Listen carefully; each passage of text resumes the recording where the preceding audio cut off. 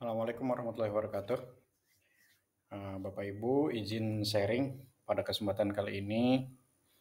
Saya akan mencoba mempraktekkan bagaimana caranya melakukan sinkronisasi untuk pelaksanaan AKMI, Asesmen Kompetensi Madrasah Indonesia. Ya, tentunya sinkronisasi ini berlaku untuk madrasah yang menggunakan moda AKMI-nya semi online. Adapun yang online tidak perlu melakukan sinkronisasi karena siswa melakukan asesmen ataupun sedang mengerjakan ujian soal itu langsung datanya mengambil dan dikirim langsung ke server pusat. Adapun kalau menggunakan semi online ya datanya terlebih dahulu kita harus melakukan pengambilan data untuk disimpan di komputer Proctor dan di akhir nanti datanya akan dikirimkan dari hasil dari respon anak akan dikirimkan dari komputer Proctor ke server pusat. Ya, oke, langsung saja bagaimana cara melakukan sinkronisasi untuk pelaksanaan AKMI. Yang pertama kali kita harus persiapkan adalah ini ada VDI dan juga VirtualBox. Nah, VDI ini kalau di ANBK PHD lah. Kalau untuk AKMI ya, kita menggunakan VDI. VDI ini kita bisa peroleh dari mana? VDI ini bisa diperoleh di sini, di PD AKMI. Di PD AKMI di menu dashboard ada info AKMI. Nah, ini ada link download untuk kita bisa memperoleh VDI untuk pelaksanaan AKMI. Nah, ada 2 link download, silakan dipilih Bapak Ibu mau mana. Saya harapkan semuanya bisa mendownload langsung di websitenya PD AKMI ya. Karena khawatir kalau mendownload di selain link yang disiapkan di PD AKMI, khawatir VDI-nya berbeda dengan VDI yang dirilis dari pusat. Nah, yang kedua yang harus disiapkan adalah VirtualBox. Sama halnya seperti ANBK. Oke, bagaimana cara mempraktekannya? Pertama kali kita harus ekstrak dulu nih VDI yang berbentuk RAR. Setelah diekstrak nanti filenya seperti ini, ada 5 file, ada 3 file dan juga 2 folder. Nah, selanjutnya jangan lupa kita melakukan instalasi VirtualBox. VirtualBox instalasinya sangat sederhana, tinggal klik kanan, kemudian run as administrator. Ini sama halnya seperti kita melakukan instalasi aplikasi. Kemudian install, kita tunggu sampai instalasi selesai.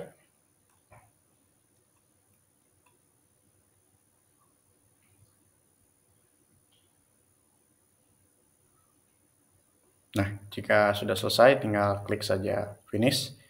Kita langsung bisa langsung membukanya atau tidak. Kita langsung buka saja aplikasi VirtualBox-nya. Jika sudah terbuka, ini ada permintaan update untuk versi VirtualBox. Silakan kalau mau diupdate, kalau tidak ya cukup diabaikan saja. Untuk selanjutnya, kita melakukan konfigurasi VDI di VirtualBox ataupun di virtual machine. Nah, pertama yang harus kita lakukan adalah membuat nama VM-nya, yaitu dengan klik new ataupun baru, biasanya ini tergantung bahasa yang digunakan di masing-masing komputer. Setelah itu berikan nama VM-nya, kita bisa menggunakan AKMI contoh atau AKMI lah contoh ya. Kemudian ininya tipenya kita gunakan Linux karena info yang kami terima VDI ini digunakan dibuat dengan menggunakan OS Linux dan versinya adalah Debian 64. Kemudian klik next. Nah, ini pengaturan memori yang akan kita gunakan. Memori laptop ataupun komputer yang Bapak Ibu gunakan jangan sampai dihabiskan semuanya untuk digunakan di VirtualBox secara sepenuhnya. Nah, jangan seperti ini misalkan. Dibagi 2 saja, kalau misalkan RAM-nya ada 8 GB, kita bagi 2. Nah, jadi jangan sampai melewati batas garis hijau lah. Nah, di sini misalkan. Nanti setengahnya itu untuk VirtualBox, RAM-nya, dan setengahnya lagi untuk OS komputer kita. Ya, kemudian klik Next, kemudian Use Exiting Virtual Hard Disk, ambil di mana kita tadi menyimpan VDI.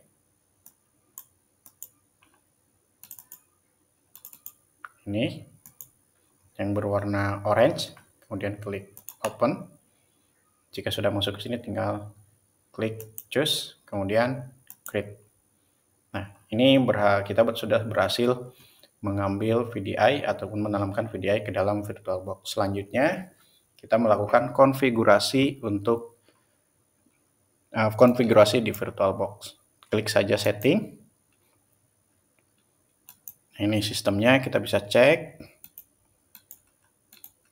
Nah, biasanya ketika kita salah melakukan pengaturan atau melakukan konfigurasi di VirtualBox, di bawah sini nanti akan muncul peringatan. Contoh, nah ini invalid setting, artinya ada pengaturan ataupun konfigurasi yang tidak sesuai.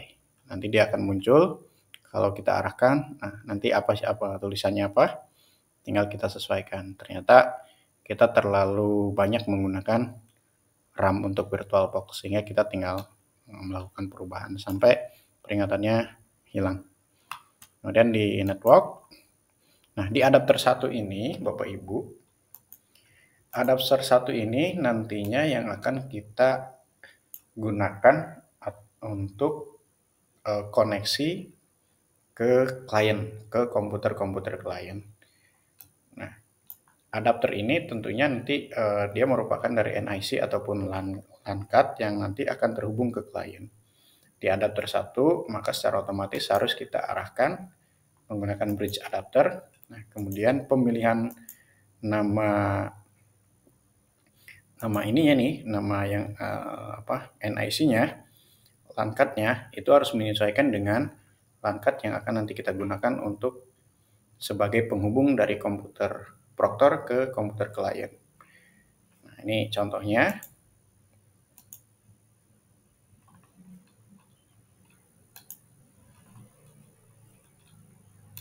Nah, kita bisa melakukan pengecekan di sini. Misalkan kita akan menggunakan WiFi. Ini misalkan ya, biasanya di komputer itu ada satu LAN card lagi. Nah, berhubung laptop saya tidak ada LAN card-nya, ini saya kasih contoh. Misalkan kita akan menggunakan yang ini untuk penghubung nanti ke komputer ataupun ke komputer klien. Nah, maka nama di sini itu harus sesuai dengan nama yang ada di sini, di adapter ini.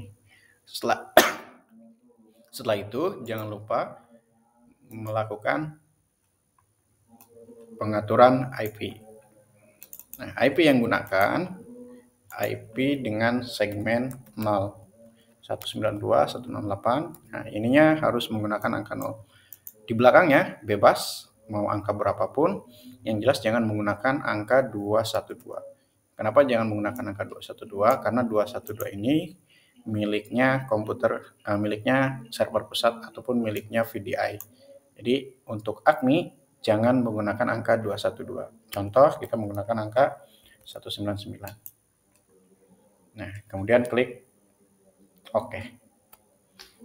Nah, jika sudah dilakukan konfigurasi jaringan di adapter 1, maka di adapter 2 kita cukup menggunakan NAT saja. Kemudian klik OK. Nah, berhubung ini kita tidak menggunakan klien dan juga di komputer saya tidak ada tambahan LAN card, saya akan menggunakan host only adapter supaya saya hanya bisa menggunakan satu komputer.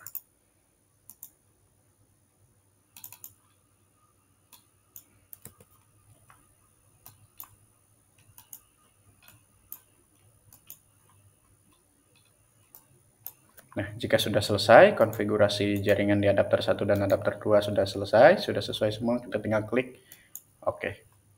Selanjutnya, jika memang sudah dirasa sesuai konfigurasi di VirtualBox, kita tinggal klik Start saja.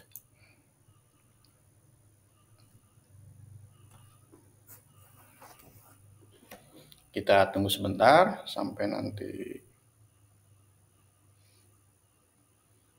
muncul tampilan seperti ini.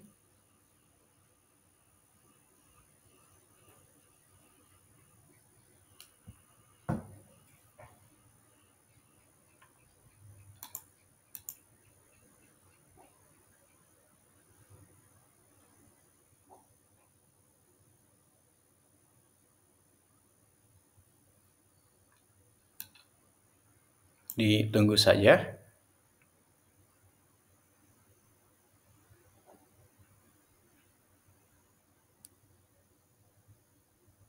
Nah, jika tampilan sudah berubah seperti ini, tandanya kita sudah bisa menggunakan VirtualBox untuk selanjutnya dipasangkan ke aplikasi ke browser. Oke, setelah ini kita buka browsernya, bisa menggunakan Chrome ataupun Mozilla ataupun lainnya di komputer Bapak Ibu.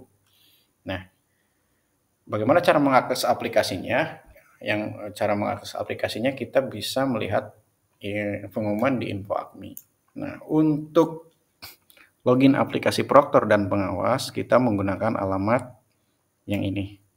192.168.0212/pengawas/web dan slash. Nah, ini yang kita gunakan. Kita tinggal copy saja, dan kita tambah tab. Nah, kita paste di sini, kemudian enter. Kita menunggu sampai tampilan aplikasinya kebuka. Nah, ini tampilan awal ketika kita pertama kali membuka aplikasi AKMI. Saya ulangi sekali lagi, 192.168.0212/pengawas/web set login. Nah, ini untuk URL ataupun alamat ketika kita akan mengakses aplikasi AKMI untuk komputer Proktor ataupun pengawas. Selanjutnya kita tinggal melakukan login ke aplikasinya. Nah, username dan password ini dapatnya dari mana? Username dan password kita bisa lihat di PD AKMI ataupun pangkalan data AKMI. Nah, di pangkalan data AKMI ada di menu pelaksanaan ada AKMI, kemudian ada server. Nah, di sini Bapak Ibu tinggal melihat saja. Yang ini adalah kode servernya yang nanti akan digunakan untuk login di sini nih di username, dan yang ini passwordnya tinggal diklik saja ini gambar mata, nanti akan muncul password. Kita praktekkan.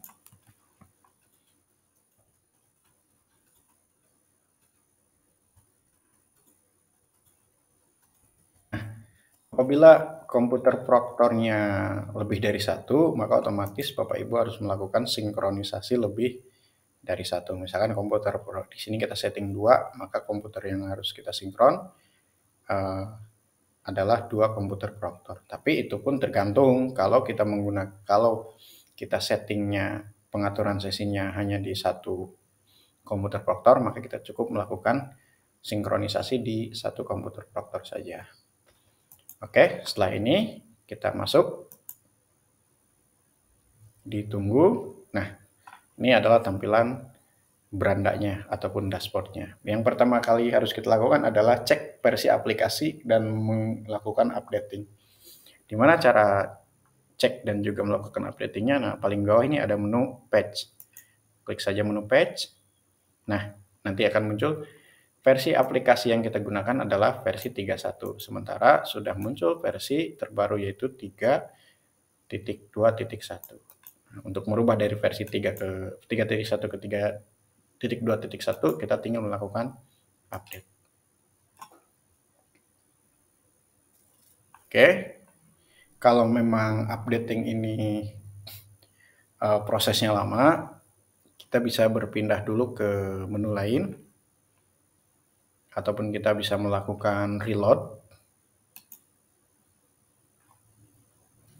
Nah, nanti versinya berubah menjadi versi 3.2.1. Ini merupakan versi aplikasi terbaru. Nah, nanti muncul notif versi aplikasi sudah terbaru.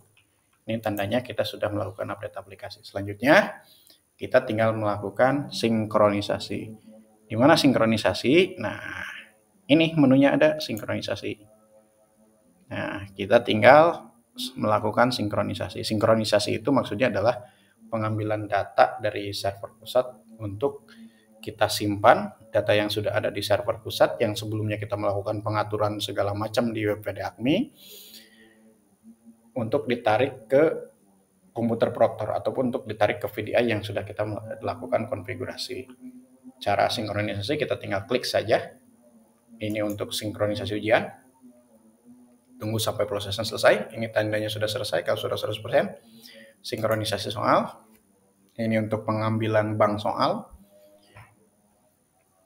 Kemudian sinkronisasi paket. Ini juga untuk pengambilan paket soal.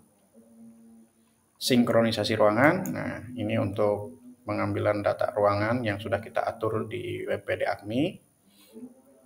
Sinkronisasi peserta sama untuk mengambil data peserta untuk pelaksanaan ACMI. Sinkronisasi paket peserta sama juga ini kita lakukan sinkronisasi. Nah, kalau 6 poin ini sudah selesai, kita melakukan sinkronisasi, tandanya sudah selesai. Cek semuanya apakah sudah 100%. Nah, kalau sudah 100%, ini tandanya kita sudah selesai melakukan sinkronisasi.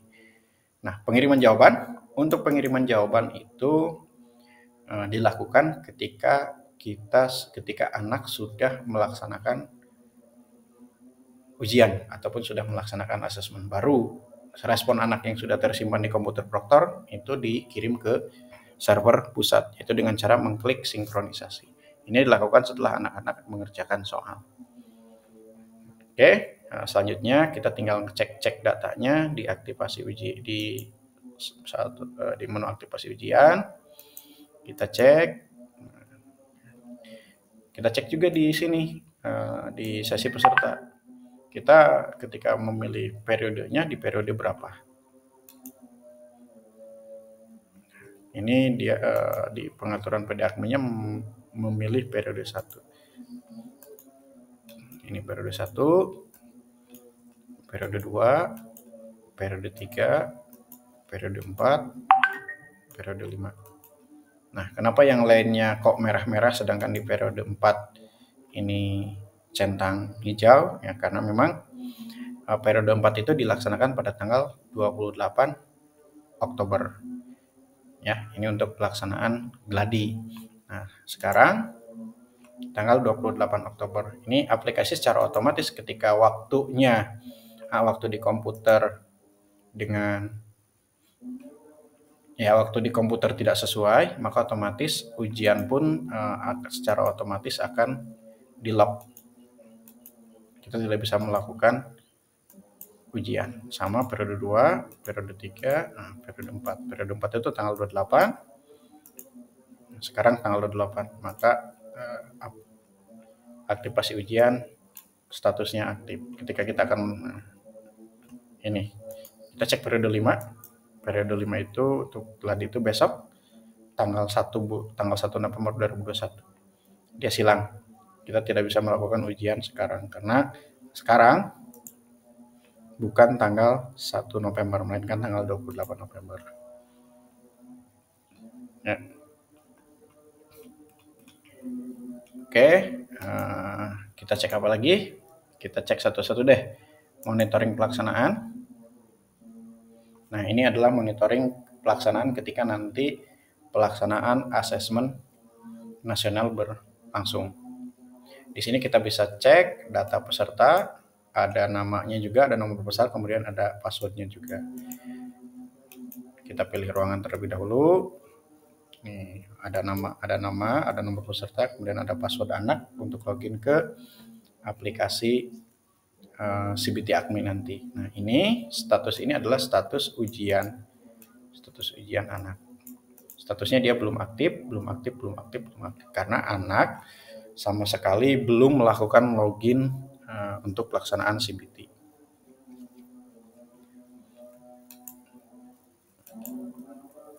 Nah, ketika anak login, maka statusnya dia akan aktif. Dan ketika anak selesai mengerjakan, maka statusnya pun akan berubah jadi tes selesai dikerjakan. Nah, pada pelaksanaan ACMI nanti, per harinya itu anak di hari akan itu sesuai jadwal yang sudah ditetapkan. Nanti ada beberapa subtesnya. Nanti ketika anak itu selesai mengerjakan soal literasi membaca, maka akan secara otomatis ketika ujian nanti anak akan berpindah langsung ke subtes selanjutnya, yaitu sesuai dengan jadwal yang telah ditetapkan. Ini di menu ini nanti ada sisa waktu, beberapa waktu sisa anak nanti yang sisa waktu anak untuk mengerjakan soal. Ini contoh misalkan literasi membaca. Nah, ini pakai soal. Nah, ini adalah menu action. Menu action itu kita bisa melihat ataupun mengisi berita acara. Karena ini semi online, kita tidak bisa melihat aktivitas anak. Karena secara teknis pengawasan semi online itu dilakukan di dalam ruangan. Tapi kita bisa mengisi berita acara pelaksanaan. Berita acara pelaksanaan itu berita acara pelaksanaan si anak ini, contoh si AAS ini ketika pelaksanaan AKMI, apakah dia ada aktivitas-aktivitas yang sekiranya melanggar tata tertib, itu bisa kita isi di sini ketika pelaksanaan AKMI.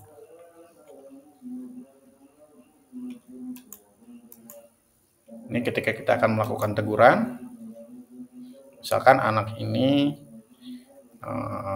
menggunakan alat yang dilarang, kita bisa menegur peserta. Nanti teguran ini akan muncul di layar komputer klien ataupun di aplikasi CBT peserta, di aplikasi CBT siswa. Nah, setelah diisi berita acaranya, kita tinggal melakukan simpan. Dan kembali, pengisian berita acara dilakukan untuk semua peserta. Adanya di monitoring pelaksanaan. Data ruang, dicek juga. Nah, ini karena ruangnya ada satu, maka yang muncul hanya ada satu ruang. Oke, secara singkat, itulah tadi penjelasan bagaimana caranya melakukan sinkronisasi untuk pelaksanaan AKMI yang menggunakan semi online, juga beberapa fitur-fitur dalam aplikasi yang digunakan untuk pelaksanaan asesmen kompetensi madrasah Indonesia ataupun AKMI. Oke, selanjutnya Bapak Ibu, kalau memang sudah selesai, jangan lupa kita melakukan logout. Setelah itu kita close saja saat kita akan menyudahi ataupun mematikan aplikasi. Yang harus kita lakukan adalah jangan langsung mematikan komputer terlebih dahulu. Kita harus matikan dulu VirtualBox-nya. Kenapa? Karena khawatir kalau kita langsung matikan komputernya tanpa mematikan VirtualBox terlebih dahulu, khawatir nanti VDI-nya mengalami kerusakan karena kita matikan VDI-nya secara paksa. Setelah ujian selesai ataupun setelah melakukan sinkronisasi, Bapak Ibu ingin mematikan komputer terlebih dahulu, matikan VirtualBox-nya. Nah, ini tinggal klik kanan saja, close, kemudian HP shutdown. Dan HP shutdown. Nah, kita tunggu sampai VirtualBox-nya ini sudah posisinya mati ataupun sudah tidak running lagi. Nah, ini posisinya dia sudah tidak running. Nah, untuk antisipasi jika nanti terjadi hal-hal yang tidak diinginkan di kemudian hari ketika pelaksanaan AKMI, saya sarankan bahkan kalau bisa Bapak Ibu melakukan backup secara manual VDI yang sudah disinkronisasi. Nah, VDI ini satu folder penuh. Ketika Bapak Ibu sudah selesai melakukan sinkronisasi, silakan di copy ke harddisk eksternal ataupun flashdisk yang kapasitasnya cukup untuk menampung VDI yang sudah dilakukan sinkronisasi. Ini cukup kecil, hanya 10 GB. Ini filenya harus di copy semua. Nah, oke. Itu saja mungkin yang bisa saya sampaikan. Kurang dan lebihnya mohon maaf. Saya akhiri. Assalamualaikum warahmatullahi wabarakatuh.